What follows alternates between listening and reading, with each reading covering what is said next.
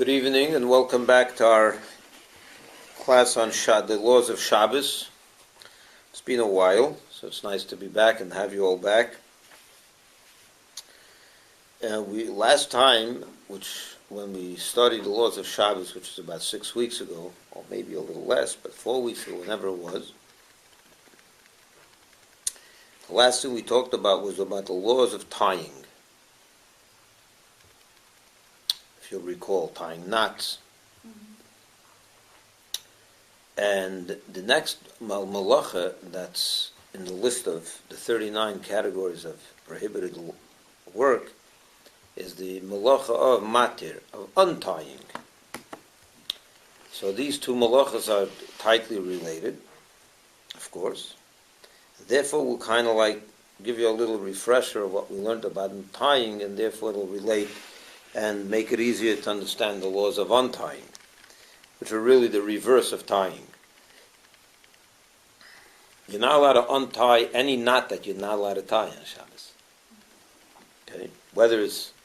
If it's a biblically prohibited knot, if you're not allowed to tie it on the biblical level, so you're not allowed to untie it on the biblical level. If you're not allowed to tie it on the rabbinic level, then the untying is also on the rabbinic level. So that's obviously.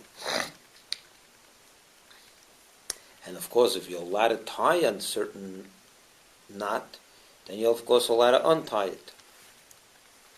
So let's quickly go through and see what you're not allowed to tie, and therefore what you're not allowed to untie.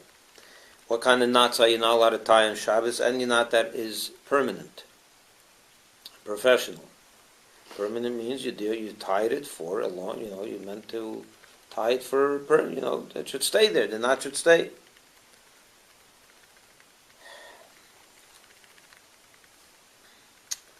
That's on the biblical level you're not allowed to.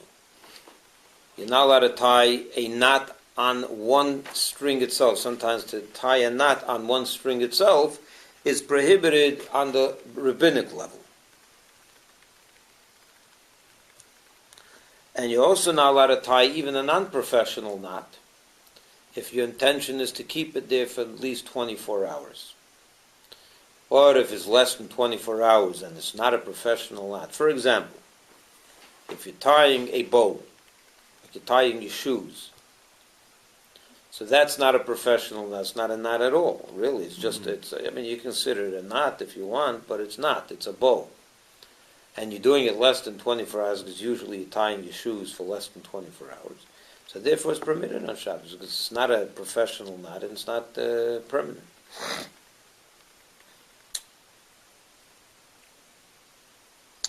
Interestingly enough,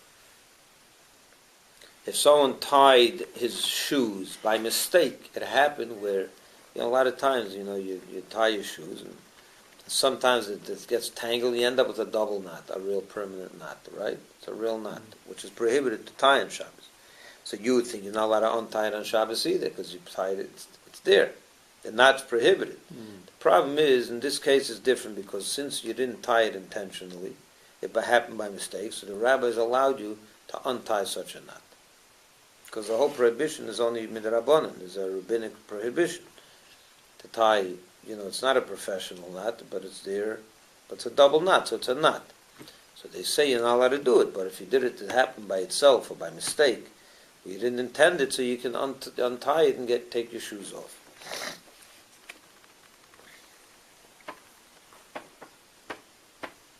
Now, let's say, where does these things come out in a practical level? I'll show you, I think we learned this last time when you tie a Sefer Torah, when you have Glila.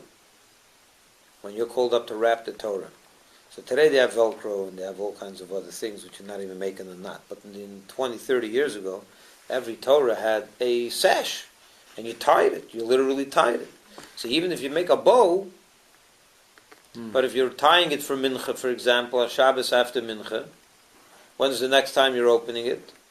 At least more than 24 hours, because the next time you're reading the Torah, some shuls it's a whole week. Even in the shuls that have a minyan every day, it's still till Monday. So it could be a little bit of an issue. So you should tuck it, not tie it.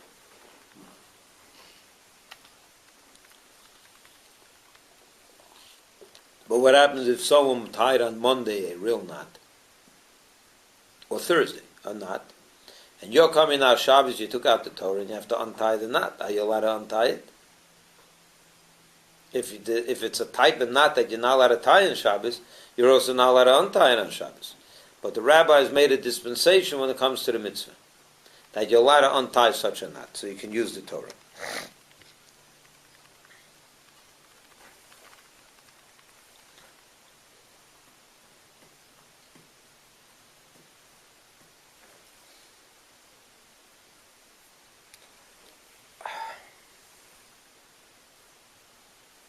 So, for example, tzitzis, you're not allowed to untie the knots of tzitzis on Shabbos, of course. You're not allowed to tie them either. So you're not allowed to you're also not allowed to tighten them.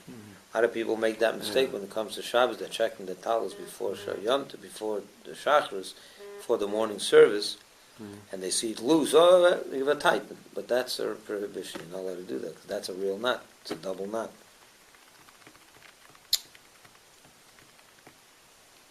Even though it's on itself, even though it's on the one. What? Even though it's on itself, on the one. You know, it's not two What are you talking two about? pieces. It's not two pieces of thread that you're tying a knot. You're tying it on itself, on your tzitzis. No, it's not two. It is two knots. It's two. You're taking the two strings and tying it once and then a second time. No, but That's it's a what I'm double saying. knot. It's on one tzitzis. You're not tying like two. No, it together. doesn't make a difference. That's called two different strings. It's 4 and 4, right? Yeah. So you're tying them together. Okay. If someone's shoes were tied in a real knot, a double knot, not a bow, but a double knot, and you have it in some kids, they don't even bother untying them, they just take it off, right? Some adults do. Some adults do. And now it comes to Shabbos, and you want to put on that shoe. You took your Shabbos shoes last Shabbos, after Shabbos, you just slipped them off, and they were tied in a double knot. So now you want to wear those shoes. Are you allowed to untie the knot? You're allowed to untie the knot. So if you have a kid accidentally got his shoes in a double knot. I'm sorry. If it was there intentionally, if the guy tied the shoes that way intentionally, then you're not, and it was there for more than 24 hours, it means it's a permanent knot, you're not allowed to untie it. No, I made a mistake. I take that back. So If it was done without intention, then you're allowed to untie it. So for example, a kid got their shoe in a double knot, and the parents want to take it off, you can't unless they untie it, because unintentionally they... That you're allowed to, yeah.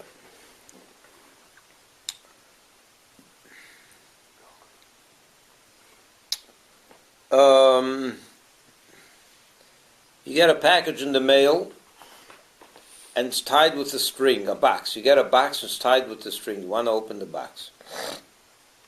Are you allowed to untie the knot from the string to get out the contents of the box, even if the box is not sealed? I feel you can't get the package on Shabbos. If what? On Shabbos you can't bring mail in the house, or It's delivered to your house. It's in your house. it's in your house. Yeah. Or if it's delivered before Shabbos, whatever. I'm saying any package. But talking about if you have a package in your house that's delivered before Shabbos, and now it's Shabbos, you want to open up that box. No. So you're not allowed to untie the knot, of course, it's Shabbos, because you're not allowed to untie knots. But if you need the contents that's in that box, for example, you got a shipment of matzah on Pesach, and you ran out of matzah, it came in the mail. So you're allowed to cut it open, you're allowed to take a knife and cut the string, because you're cutting it and you're destroying the string, so it's not a problem. So you're allowed to cut it, not untie it, but you're allowed to cut it. Use scissors too to cut? Could you use Not too? scissors, no. Garbage bags become are a real, people don't know, but they start tying garbage bags in a double knot to get it out and put it in the big bin. This is a prohibition. You're not allowed to tie a double knot in a garbage bag. You have to do it as a single. Just tie it once and take it out and put it in there, and that's it. Okay. So like a plastic bag. Plastic bag. It has two, you pull out the ends one time. You do one, not twice. And a bow can also be a problem over there, because it's more than 24 hours. You're intending to do it for more than 24 hours. If you do a bow, but if you just do one. Do once is not a problem. That's not a knot.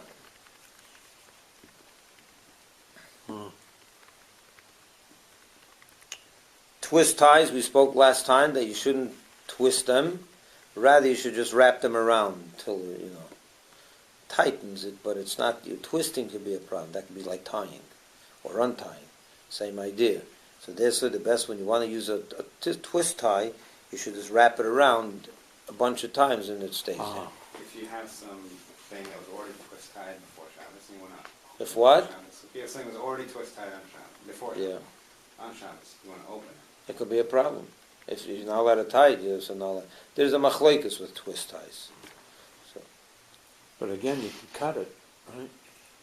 You probably can cut it. yeah, I guess so, if you need something. Yeah. But how can you cut it? It's hard to get into the Yeah, cut. It's you not got to easy. get beyond the... Yes, it's tight. It's hard to get a knife in there. On Sukkot, someone forgot to tie his lulav before Sukkot. And it's the morning of the Yom Tov now. He wants to make the bracha on the lulav, right? The three, with the aravis and the hadassim. So you're not allowed to tie it on Sukkot. You're not allowed to make ties on Sukkot. What you should do is you should take something and just wrap it around a few times, like a twist tie. Again, you just twist it around. But again, we have that. It's very important over there because our minig is to tie the lulav with lulav fronds, with the lulav pieces.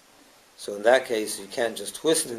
It's almost like a twist tie. You're folding it. Well, you can. That's what I'm saying. Well, you should just wrap it around, and that's it, and then tuck it in. You should wrap it around and tuck it in, and that's it. And that way you didn't make a knot, and you're good. And it's tied. You get it? Okay, that concludes the law of matir. We'll move on now to another category of halacha, and that is ripping. And this is a very, very complicated, not complicated, but highly practical malacha that if you don't know it well, you can find yourself violating the laws of Shabbos almost every Shabbos.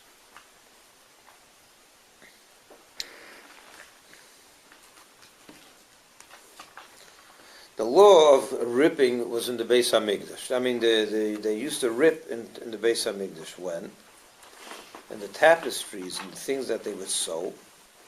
So a lot of times there were little holes that were made because of different insects that got into it. They would open up little holes, so they would want to sew them, right? But when you have a little hole, it's very hard to sew it. So what do? You rip it open a little bit. And you then are able to sew the whole thing all the way up. That's where you get you can grip you can put the needle in and start sewing. So what they would do is they rip it a little more in order to sew it back together.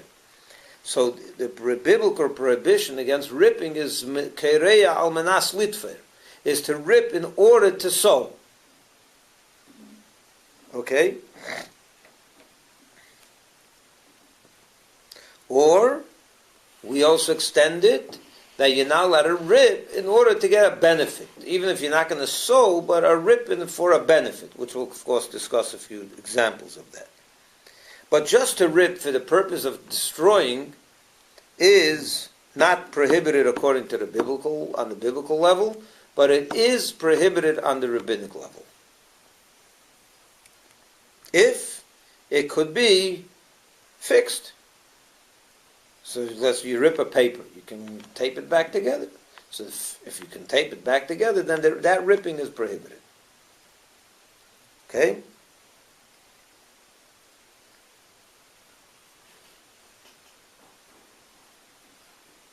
That's why before when I said you can open a box and rip the string, is because you cannot, the only way, you can't really fix that string.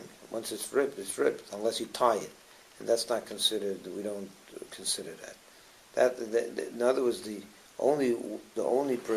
prohibition of ripping is only if you can fix it through taping, gluing, but not tying, because that's not usually so. Therefore, you're allowed to cut open a box with a string if you need the contents, because it's not usually put together again. So you're just destroying it basically.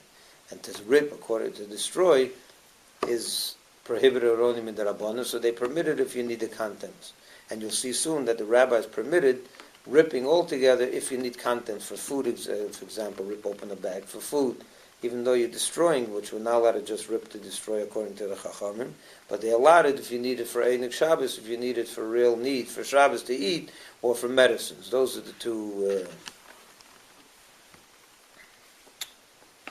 Okay. But the only time they allowed you to rip open for Shabbos in order to eat, for food packages and stuff, is if there's no benefit, if it's a tear that's just going to destroy, but a tear that will end up causing a benefit, they don't let that. So we'll give you examples of that, for example. A cereal box. You bought a box of Cheerios in the store. For Shabbos morning, your kids want to eat cereal and milk. You have to open up the box of cereal. How do you open that box of cereal? You rip it. How do you rip it? Just rip it open. Just unglue it, right? How is it closed? It's closed with glue. So you open it up. That is not permitted on Shabbos. The reason? Because you did not destroy. On the contrary, you made the box now beneficial. Because now you can tuck the box in, that slit that goes in, it can be used in its proper manner, it can store the cereal. So you are kaireya, it's not a type of tearing that is destroying, it's a tearing that is ending up benefiting that box. It becomes now a box that can store the cereal, and you can keep opening it and closing it and have a benefit. So how do you do it? You rip open the whole cover. You have to rip the whole cover open, so you can't use it anymore. As long as you don't tear letters, correct. You have to be very careful with that. Tea bags are a problem because of that. And the same thing with the bag inside the cereal. How do you open up the bag of the Cheerios? There's a bag of Cheerios inside. Right. How do you open that bag? So you just unseal it, right? It's a sealed, and there's a way to unseal it. You can't do that on Shabbos. Because again, you're not destroying it. On the contrary, the bag is not becoming a bed, so you have to just tear it. Can you cut it with a scissors? No. You have to tear it open, not unseal it. They're hard to open. They're very hard. Some of them, Can you use a knife if you're not able to? Start it with a knife. Richie, the tea bags are very hard because... What? You have to make sure that there are no letters involved, because that's a different problem altogether. When you start cutting into letters, you're erasing. That's opening up a letter on Shabbos. You get a letter. Yeah, you got a letter on Friday in the mail, and you have it. I was waiting for this letter, and my son sent me a letter from college. I want to read it. It'll make me very happy to read it. So you ought to rip open the envelope to get the letter out? No. Because that's not a Shabbos need. Wait till Motzei Shabbos. You read the letter, Motzei Shabbos. Yeah.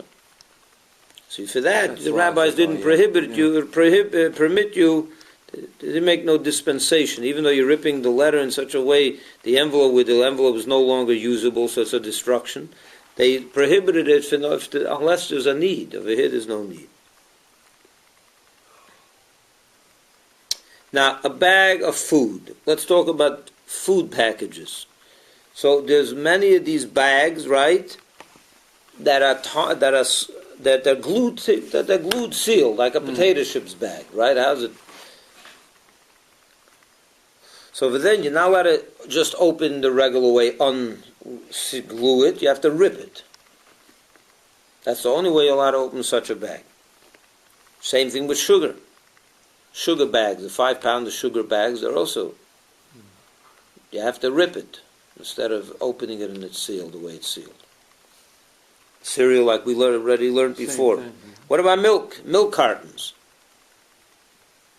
You have a milk carton, right? Or today milk cartons are different, but you have the coffee-rich cartons. Yes, it's like the old milk cartons. They probably today have such milk cartons. They have some also. Yeah.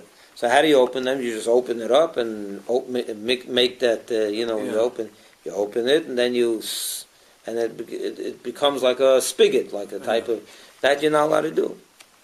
You have to cut it. You have to cut it open. You have to. That's why it's always best to open these things before Shabbos, because when it comes to milk, there's also so you'll cut it. You'll say, "I'll wait till Shabbos. I'll cut it." But there's letters, there's problems. You have to. These things should always be done before Shabbos. As long as you open it, then you can use it however on Shabbos. Obviously, not doing anything wrong.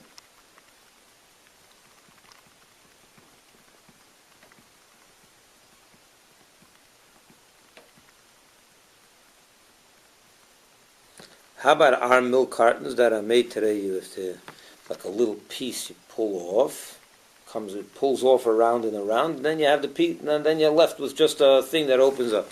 So that thing, there are some that prohibit tearing that thing around peeling that thing off. That's why, as I said, it's always best to open it up before Shabbos. Or if you didn't open up before Shabbos, you should not peel that thing off. What you could do is stick a fork in there, and it will push the whole thing out. Not puncture it. It will push the whole thing out without taking off that piece. You could get that thing off without tearing it off. You can get the whole thing off with a fork, but you're sticking a fork in there and pushing it up. Just best open it before Shabbos. What about bottle caps? This, right? When there's a little ring that stays over there, so some say that it's not good. You can't do it. Unless you make a hole in it. So you have to make a hole in it first, in the cap, and then you can turn it open. Because then the cap is not usable anymore. You understand? Yeah. Otherwise it becomes like a little container, a little vessel. And that's prohibited. Akli, yeah. Now, here's an interesting case. When you have ices, your kids come home after Shabbos, they walk home, it's hot outside, you promise them if they walk good, you'll give them an icy when they get home. So what the ices are usually in a wrapper. Yeah. All these things that have wrappers, how do you open up that wrapper? So you have to rip it. You can't unseal it like we learned before. Because if you think about it, because why can't you open up a seal if it's sealed? Because then you're opening up the bag and it's useful. It's not, you're not destroying the bag. When you rip it, you're destroying the bag. In this case, by an icy, what could you use it for? You're throwing it, it's not usable. What's there to use? The icy, you're throwing it in the garbage. But a lot of people, what they do is, so their kids don't get dirty, right? They keep the seal over the ices, and they stick out a little bit of the ices so that the little pieces that melt fall back into the thing. It doesn't fall on the clothing, right? So if you open it by the seal, it's got a usefulness. So you should you should rip it open. How about opening up cans, tuna can? To pull open that thing.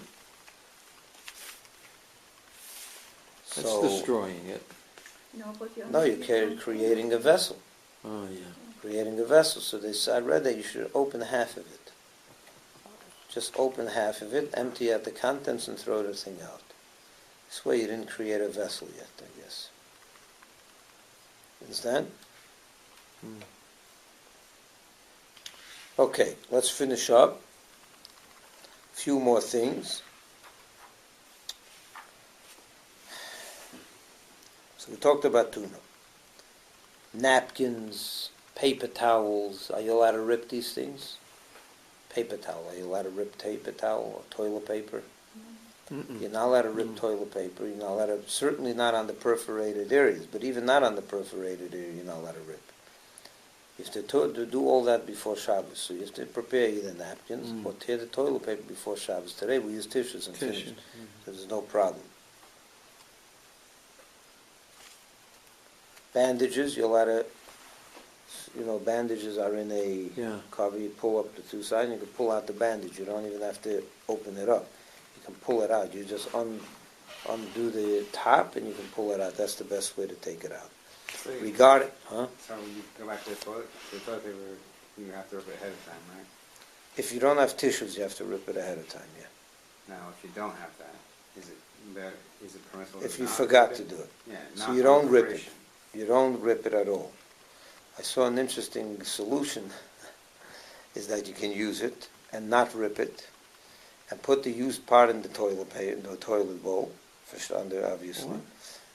In other words, you have a whole roll, right? Yeah. So you use part of the roll and Without not tearing ripping it. it without tearing it, and the used part you put into the toilet bowl, and then you flush it. So what's going to happen is It's going to tear. it's going to tear by itself. It'll just suck down the part that's in the toilet, and the part that's out on the whatever on the will not. It'll tear by itself. That's only a gram. It's a gram. That's only a causation. Now you didn't do it. So that's the way. And the rabbis allowed that for human dignity. You know, a person needs to go to the bathroom. Needs to. So when you open up a Band-Aid, it sounds funny. When you open up a Band-Aid, you're allowed to take off the adhesive to use the Band-Aid. There's no problem with that. According to some, you're not allowed to, but according to Rabbi And the Yisroel reason Spalter, you're not allowed to? it's What's ungluing. It's ungluing. Yeah. It's separating. Yeah. Separating pages from a book. You buy a book and 2 pages are stuck together. You know, they weren't ripped. So of course you're not allowed to rip it open. It's a violation of many halachas when you do that. It's makabah patish, and it's just a mechatich. It's cutting in the right on the proper place. So that's a very serious prohibition. Of course, opening letters we discussed already. Now, with regard to the toilet paper, before you do what I just said, if you can get a non-Jew to come in and tear it for you and hint to him that he should tear it, that's better. That's what you should do. If there's no available non-Jew, then you do it the way I said. What? If on a situation where the pages are stuck together, Yeah. what about? You can't read that page. You have to No, skip. could you tear it? No. No, not separate it. It's like tearing open a letter. You're not allowed to. What do you? So don't read this book on Shabbos. It's not a need. No, it's not yeah, food. right. I'm just Understand?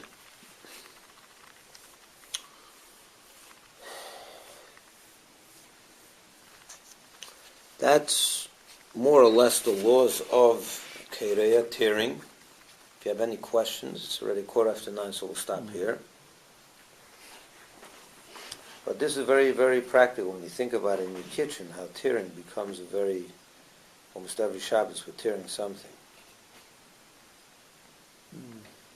Understand? So be careful how you do it. Not to open cutting letters and things of that nature. It can be a problem.